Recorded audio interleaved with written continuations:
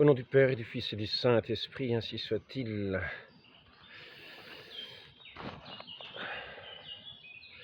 Le commencement de la sagesse, c'est la crainte de l'Éternel. Et la science des saints, c'est l'intelligence. C'est par moi que tes jours se multiplieront et que les années de ta vie s'augmenteront. Si tu es sage pour toi. Si tu es moqueur, tu en porteras seul la peine. Donc, je voudrais rappeler cette parole, un entretien assez bref de notre Seigneur, celui qui m'aime. C'est celui-là qui garde ma parole, c'est la parole de notre Seigneur, c'est celui qui est ressuscité, c'est celui qui a opéré tant de miracles que nul autre ne peut opérer, que nul autre n'a opéré, et que nul autre n'opérera jamais que par la grâce de Dieu, car notre Seigneur, il est vrai, nous dit « Les œuvres que j'ai faites, vous en ferez davantage car je m'en vais », il dit avant son ascension devant ses disciples, et qui était apparu devant ses disciples, au milieu d'eux, toute porte close, et qui a ressuscité Lazare.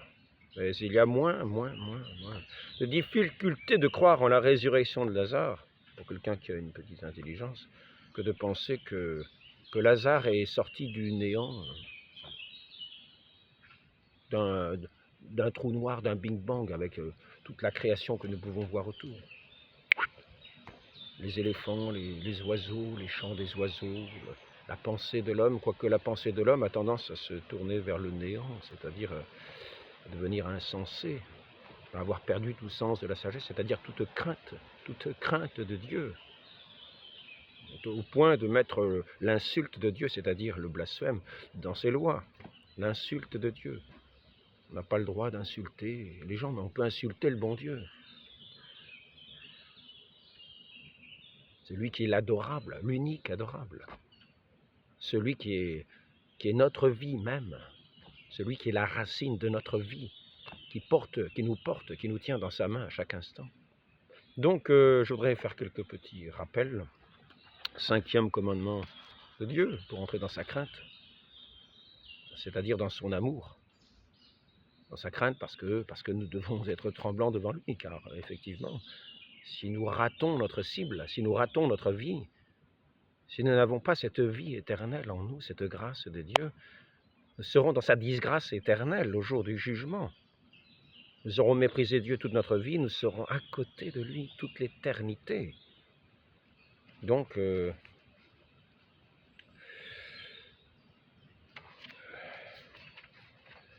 cinquième commandement, tu ne commettras pas de meurtre.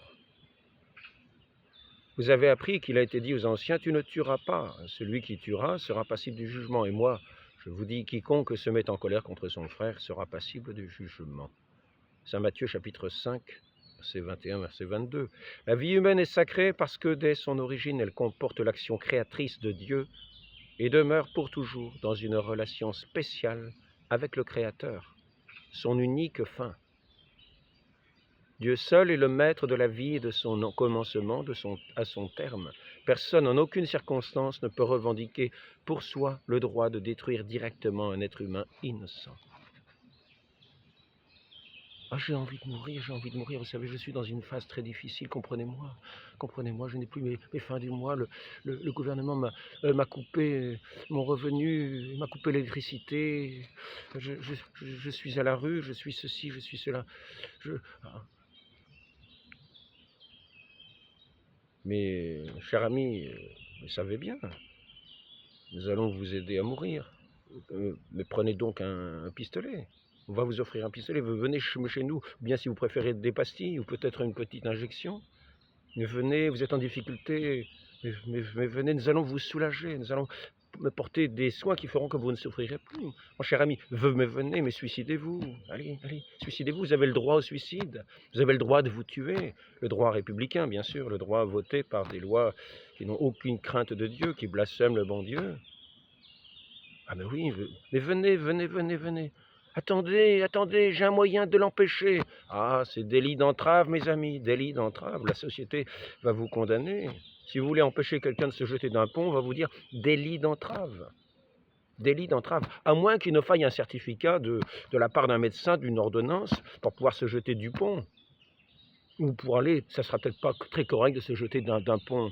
Il faudra peut-être plutôt aller dans un hôpital, se mettre sur un lit, puis avoir la petite injection qui sera payée par la société, par la sécurité sociale, comme une grande aide à l'humanité, et vous aider à insulter le bon Dieu dans la moindre difficulté que vous aurez eue, parce que la société vous aura encouragé à vous suicider dans vos premières difficultés. Oh, vous savez, j'ai mal à la tête, c'est insupportable, c'est insupportable. Donnez-moi ma dose, donnez-moi ma dose. Mais personne ne peut vous en empêcher, monsieur. Je ne vais pas vous faire un délit d'entrave, vous savez, ou les parents dans leur maison. J'ai mon fils qui veut se suicider. Mais ne l'en empêchez pas, ne l'en empêchez pas, ne faites pas un délit d'entrave. Ne faites pas un délit d'entrave. Arrêtez de lui apporter du soulagement. Envoyez-le chez nous. Ne lui dites pas des paroles de réconfort. C'est un délit d'entrave. Ça peut être un délit d'entrave. Ne lui dites pas qu'il y a le bon Dieu qui est toute sa vie, qui interdit ces lois-là. C'est un délit d'entrave. Nous avons déjà eu des cas où des personnes sur Internet voulaient aider des jeunes femmes à ne pas avorter. Elles ont été condamnées pour délit d'entrave. Et condamnées à quoi? Alors maintenant, le délit d'entrave, c'est passible pratiquement de 2 ans de prison. Si vous allez assassiner quelqu'un dans la rue, après tout, il y aura les circonstances atténuantes, ou il y aura dans un asile psychiatrique pendant 1 an, 2. Mais le délit d'entrave pour empêcher quelqu'un de se suicider, parce qu'il commet un acte irréparable. À la fois devant lui, mais en même temps pour son éternité. À la fois pour lui, parce qu'il est dans une situation difficile, qu'on peut l'aider à s'en sortir. À la fois aussi devant son éternité, commet ce crime condamné par Dieu, par le 5e commandement. Nous sommes dans une société qui blasphème le bon Dieu et qui petit à petit commettent tous les péchés. Maintenant inscrivent tous les péchés dans leurs lois, dans les constitutions. Maintenant, je voudrais quand même aussi lire encore un petit... Vous allez reconnaître d'une certaine manière un portrait de la société dans ce que je vais vous lire. Deutéronome chapitre 28. Parce que vous aurez passé le Jourdain pour entrer dans ce pays. C'est pas ça, c'est ici. Bénédiction et malédiction.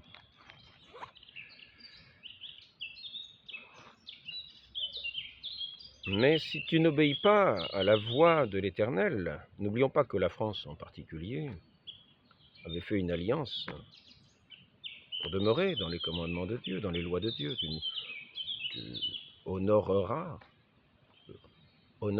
Dieu par-dessus tout, tu l'adoreras, tu garderas ses commandements, tu garderas le jour du Seigneur, tu honoreras son saint nom, tu sanctifieras le jour du Seigneur, tu honoreras père et mère, tu honoreras tes parents, tu ne tueras pas, 5e commandement. Ni dans le sein de la mère, un petit enfant qui ne demande qu'à naître. On va dire, ah ben, vous comprenez, les fins de mois sont difficiles, ou bien alors il faut bien aller en vacances quand même. Bien alors qu'est-ce qu'on va faire? J'ai 14 ans. Je m'habillais d'une certaine manière, et puis j'ai séduit autour un petit peu, ou bien alors j'ai été séduite parce que je vis d'une façon tout à fait impie, en général.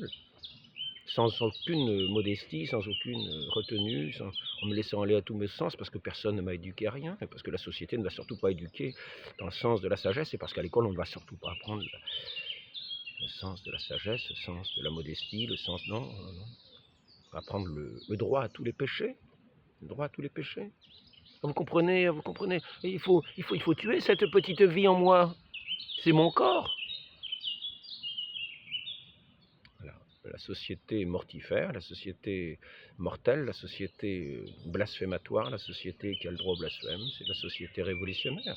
La société révolutionnaire, c'est celle qui a coupé ses racines avec Dieu, qui a assassiné des quantités de de gens tout à fait innocents des crimes qu'on leur imputait. Simplement, ils gardaient cette raison de vivre qui s'appelle la foi, l'espérance, la charité. Voilà. Alors il a fallu d'abord les déraciner eux pour installer les impies au pouvoir.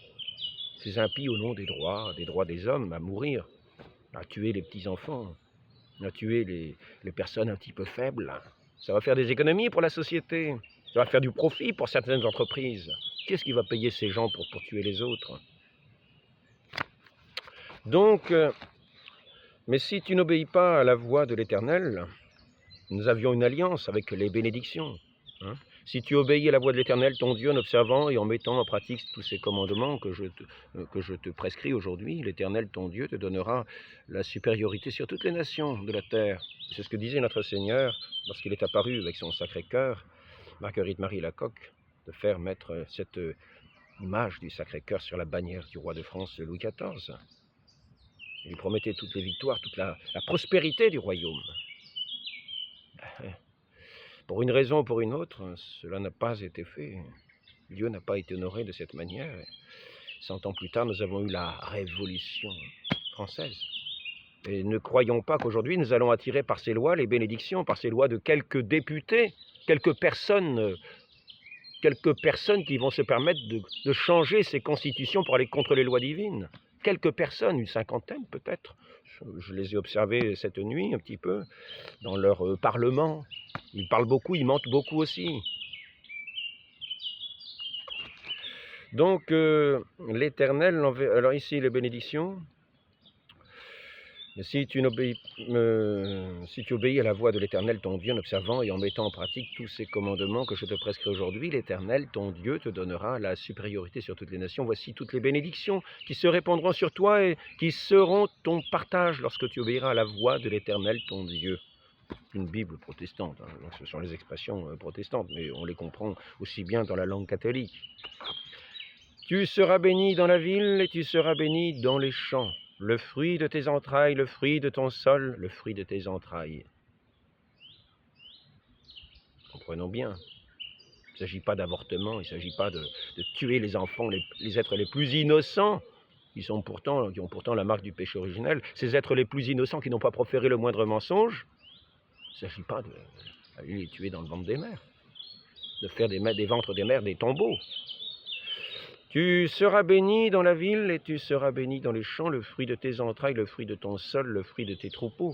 La portée de ton gros et de ton menu bétail, toutes ces choses seront bénies. Ta corbeille et ta huche seront bénies. Tu seras béni à ton arrivée et tu seras béni à ton départ. L'Éternel te donnera la victoire sur tes ennemis qui s'élèveront contre toi. Ils sortiront contre toi par un seul chemin, s'enfuiront devant toi par 7 chemins. L'Éternel te ordonnera la bénédiction d'être avec toi dans tes greniers, dans toutes tes entreprises. Il te bénira dans le pays de l'Éternel. Et nous avons vu ça, notre pays était avant avec des lois quand même assez proches des lois un peu chrétiennes. Et nous avions des pays prospères, même si nous avons eu des guerres. Nous avons souvent su résister au moment des guerres et des crises. La poète du ces guerres, il faut en chercher les racines. Donc, mais par contre, si tu n'obéis pas à la voix de l'Éternel, ton Dieu, tu n'observes pas et ne mets pas en pratique tous ces commandements, donc rappelons-nous, il y en a qui vont attirer dans leur petit parlement, ils se disent représentants du peuple. Mais combien de départements n'ont pas eu leurs députés pour s'exprimer? Combien de gens ainsi ont été privés d'avoir leur porte-voix? Quelle légitimité ont ces gens? Tous ces départements qui n'ont pas eu leurs représentants, ils pourraient porter plainte de ne pas avoir été représentés au moment de décisions si importantes. Ça s'appelle la démocratie. Ils étaient une cinquantaine à parler, à faire à mettre leurs idées propres en avant, leurs idées antichrist, au nom de l'humanité, au nom du bien-être de l'humanité, au nom de leur droit à blasphémer, de leur impiété publique, dans ces chambres réduites, par des gens qui tiennent tous les pouvoirs, toutes les écoles, toutes les assemblées, tous les jugements, tous les tribunaux, qui vont mettre ensuite en application et courir après les gens qui auront encore un sens humain, encore un sens de Dieu, un peu, une raison de vivre encore, un peu. Ah, on va dire, vous avez trop de raisons de vivre, monsieur.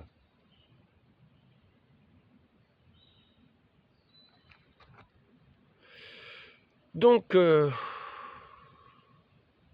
mais si tu n'obéis pas à la voix de l'Éternel, ton Dieu, si tu n'observes pas, ne mets pas en pratique tous ces commandements et toutes ces lois que je te prescris aujourd'hui, voici toutes les malédictions qui viendront sur toi et seront ton partage. Tu seras maudit dans la ville, tu seras maudit dans les champs. Voilà le portrait de nos sociétés d'aujourd'hui. Hein, les paysans, les gens des villes, les travailleurs qui ne travaillent plus, tous ces gens qui n'ont plus de travail, tous ces gens qui vivent de plus en plus à la rue dans la misère. Hein. Voilà, voilà, voilà. Et les gouvernants, nous allons les reconnaître aussi. Le fruit de...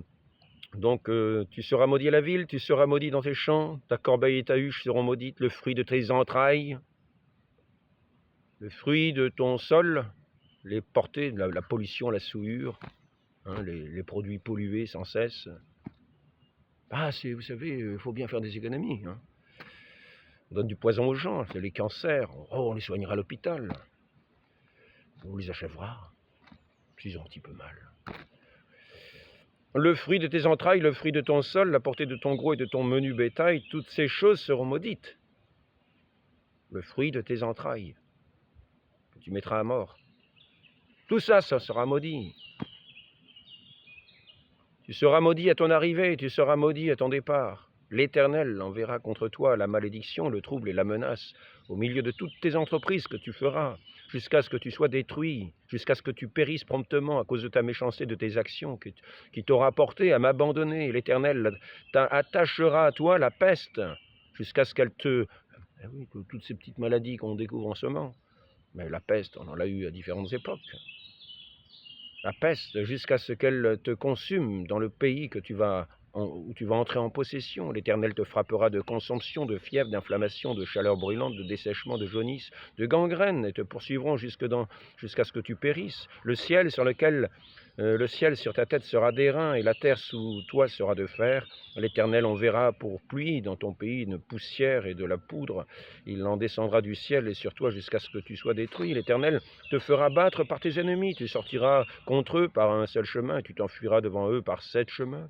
Tu seras un objet d'effroi pour tous les royaumes de la terre. Ton cadavre sera la pâture de tous les oiseaux du ciel et des bêtes de la terre. Il n'y aura personne pour les troubler. L'Éternel te frappera de l'ulcère d'Égypte, d'hémorroïdes, je ne sais pas ce que c'est, de gale, de teigne, tu ne pourras guérir. L'Éternel te frappera de délire, d'aveuglement, d'égarement d'esprit.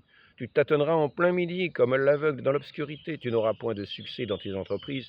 Tu seras tous les jours opprimé, dépouillé. Il n'y aura personne pour venir à ton secours. Tu auras une fiancée, un autre couchera avec elle. Tu bâtiras une maison, tu ne l'habiteras pas. Tu planteras une vigne et tu n'en jouiras pas. Ton bœuf sera égorgé sous tes yeux. Tu n'en mangeras pas. Ton âne sera enlevé devant toi et on ne te le rendra pas. Les brebis seront données à tes ennemis. Et il n'y aura personne pour venir à ton secours. Tes fils et tes filles seront livrés à un autre peuple. Tes yeux le verront et languiront tout le jour après eux. Et de ta main sera sans force. Ah, il y a un oiseau qui se réveille là.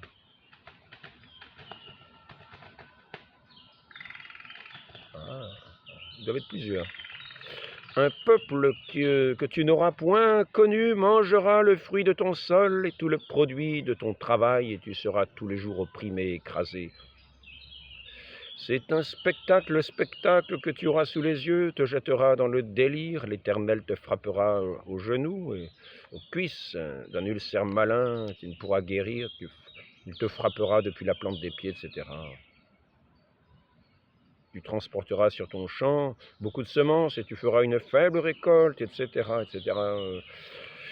Tu engendreras des fils et des filles, ils ne seront pas à toi, car ils iront en captivité. Les insectes prendront possession de tous les arbres et du fruit du sol.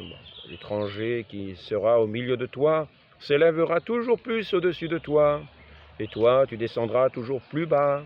Il te prêtera et tu ne lui prêteras pas. Il sera la tête et tu seras la queue. Il te prêtera parce que tu n'auras rien. Toutes ces malédictions viendront sur toi et te poursuivront et seront ton partage jusqu'à ce que tu sois détruit. Parce que tu n'auras pas obéi à la voix de l'Éternel ton Dieu, parce que tu n'auras pas observé ses commandements et ses lois qu'il te prescrit. Elles seront à jamais pour toi. tous les descendants des signes et des prodiges. Ah oui, mais vous savez, on n'a pas de preuves. Notre Seigneur a opéré des quantités de miracles. Il est le seul à ressusciter, l'unique ressuscité. C'est lui que nous devons écouter, non pas les ouvriers de mort.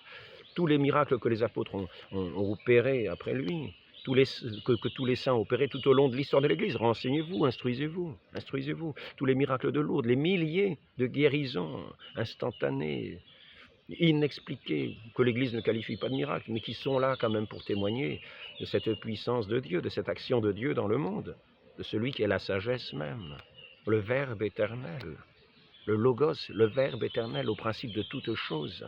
Maintenant, si nous ne gardons pas sa parole, c'est parce que nous ne l'aimons pas. Et si nous ne l'aimons pas, n'imaginons pas que nous allons avoir cette onction de l'amour en nous, car nous n'avons pas cet amour en nous. Nous qui tuons les êtres les plus innocents, les plus faibles, et qui mettons ça dans des institutions pour établir les sociétés nouvelles, ces sociétés en voie de disparition, comme nous le voyons là.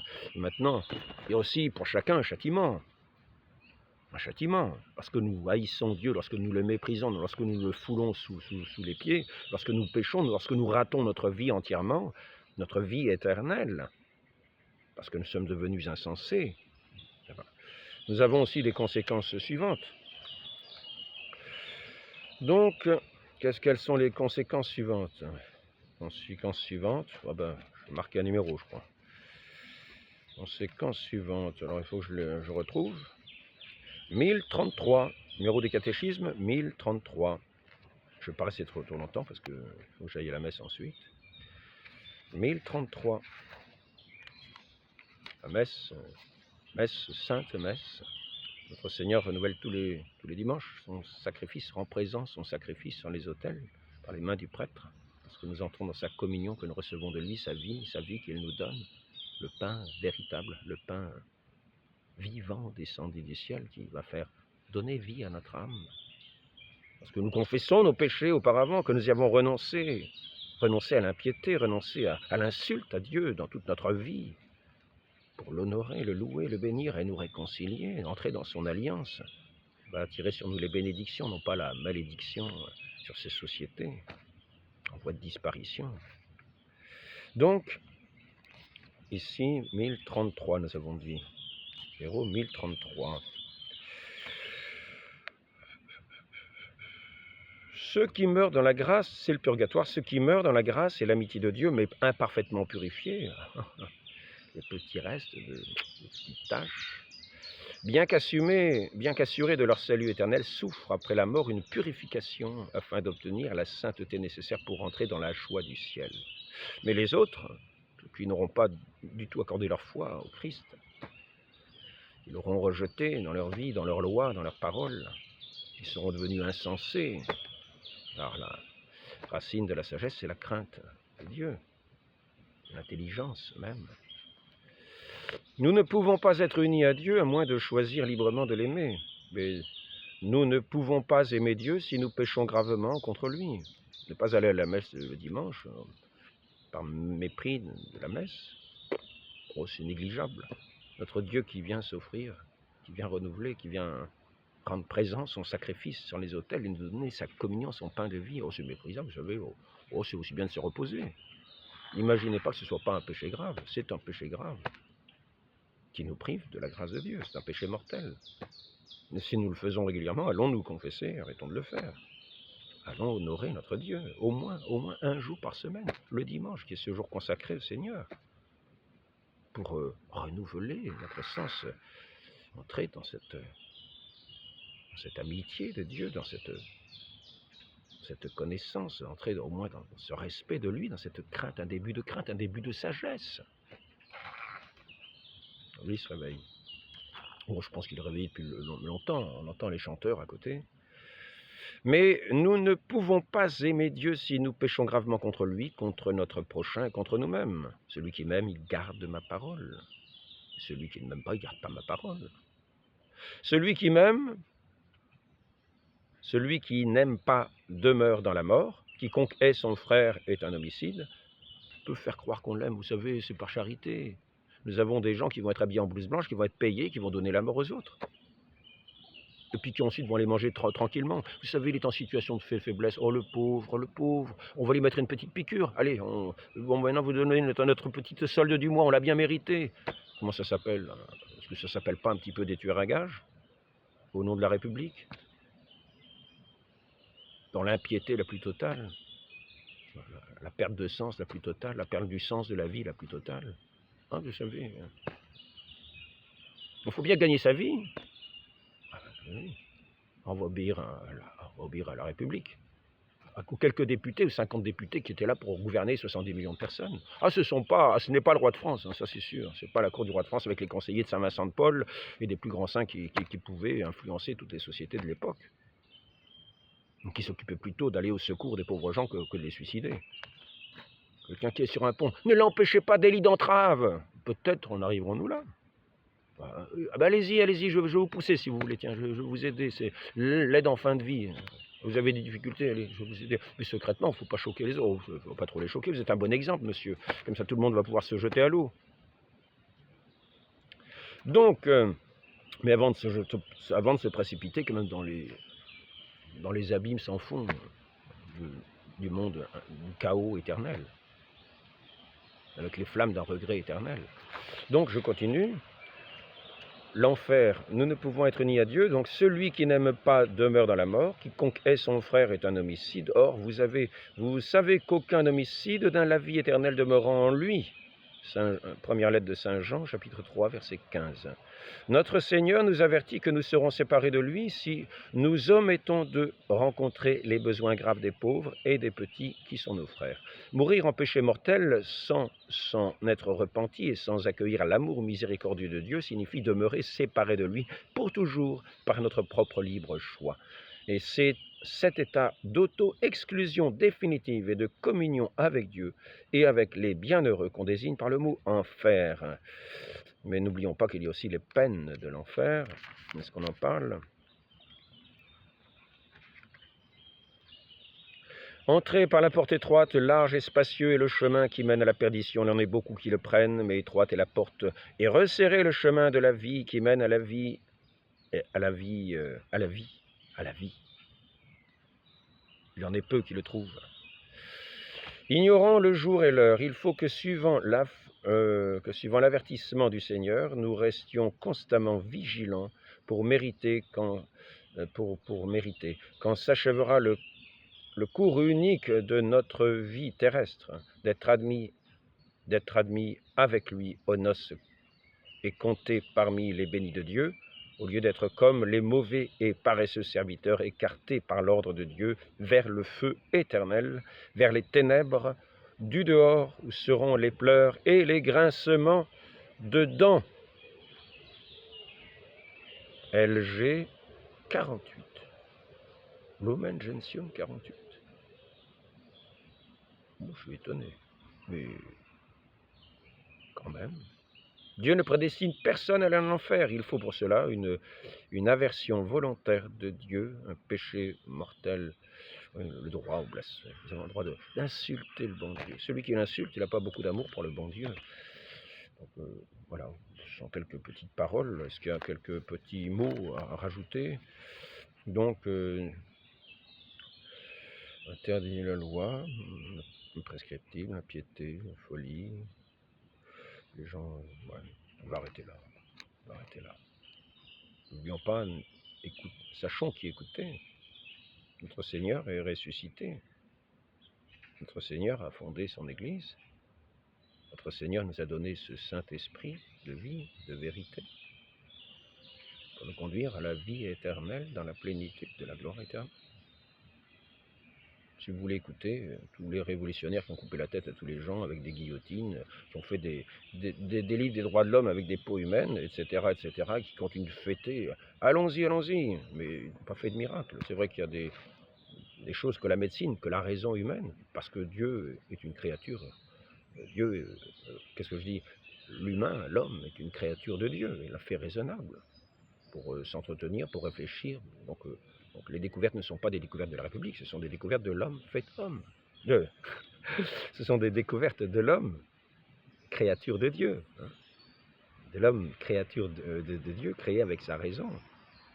avec ses capacités que Dieu a mises en lui. Donc il n'y a rien d'extraordinaire à ce que l'homme fasse des recherches, et il a été placé pour participer à la création, pour la développer selon son intelligence, mais à la gloire de Dieu, non pas à son mépris, non pas à son insulte, non pas pour faire de sa vie un blasphème permanent comme la bête de l'Apocalypse, avec ses cornes, avec ses langues de blasphème, en plein jour, sans que cela choque les esprits.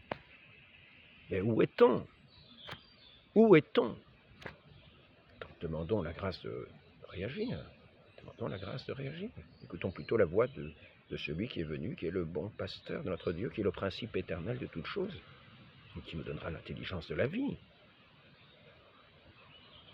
Suivons la voie de tous les saints qui ont suivi notre Seigneur, non pas des assassins.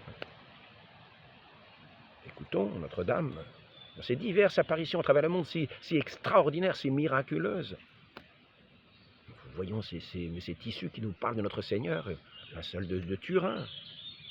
Il a laissé comme son portrait, son image, de l'empreinte de sa passion, pour que nous nous souvenions de cette passion et de sa résurrection, car il est ressuscité, il est sorti de ce tissu, de ce linceul, il est sorti de ce tombeau. Vous voulez l'enfermer, toutes ces autorités, tous ces gardes, dans la mort éternelle, gouvernés par Satan. Demandons cette grâce d'écouter, non pas ces voix du monde qui nous mènent à cet abîme. Mais écoutons plutôt celui qui est le roi des rois, qui nous a donné ses lois éternelles. 5e commandement, tu ne tueras pas. Écoutons notre Seigneur et choisissons la vie. Ayons la crainte de Dieu, devenons sages, et cette sagesse divine. Marie conçue sans péché, soyez notre mère. Donnez-nous une oreille de disciple pour écouter celui qui seul est le chemin vers le Père, vers notre Père, lui qui seul est la vie, qui nous communique sa vie si nous l'écoutons, si nous avons foi en lui. Tenez-nous de grandir dans cette foi si nous l'avons, et sinon daignez nous obtenir ce don de Dieu précieux qui nous fortifie dans tous nos états, dans toute notre vie, dans toutes nos difficultés, pour passer ces ponts difficiles quelquefois qui vont nous mener jusqu'à la vie éternelle, ce pont précieux qui est votre Fils bien-aimé.